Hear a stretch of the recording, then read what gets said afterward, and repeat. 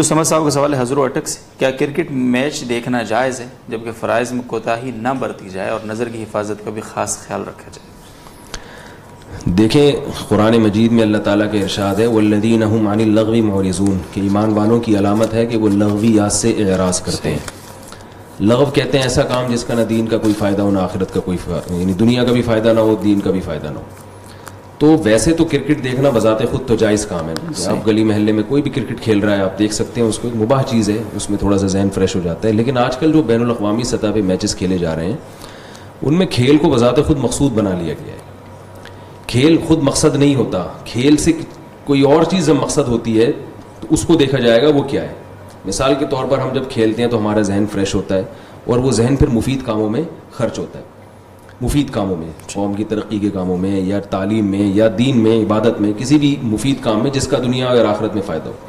لیکن اگر آپ کھیل اس لیے رہے ہیں کہ کوئی آپ سے پوچھے آپ کیوں کھیل رہے ہیں تو آپ کہ میں اس لیے کھیل رہا ہوں کہ میں کھلاڑی بن جاؤں، اس کا مطلب جو مقصد کا ذریعہ تھا اسی کو آپ نے مقصد بنا لیا۔ بالکل۔ تو آج کل جو بین الاقوامی سطح پہ میچز کھیلے جا رہے ہیں ان سے کچھ اور مقاصد نہیں ہوتے، اگر ہوتے ہیں تو وہ ضمنی ہوتے ہیں۔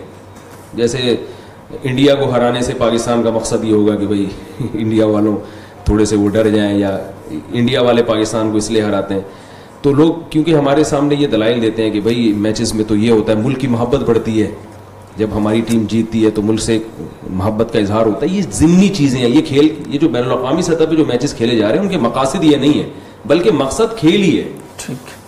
تو ضمنی فائدے تو ہر چیز میں ہوتے ہیں نا، کوئی بھی آپ لغو کام کریں گے کچھ نہ کچھ فائدہ تو اس میں ہوگا، تو یہ دیکھا جاتا ہے معتد بھی فائدہ، اس سے کیا ہو رہا ہے؟ معتد بھی فائدہ نہیں ہو رہا بلکہ معتد بھی ایک تھوڑی سی گاڑی اردو ہے، معتد بھی کا مطلب یہ ہوتا ہے کہ زیادہ یعنی ایک بڑا فائدہ، تو بڑا فائدہ کچھ نہیں ہے، بڑے نقصانات بہت زیادہ ہیں۔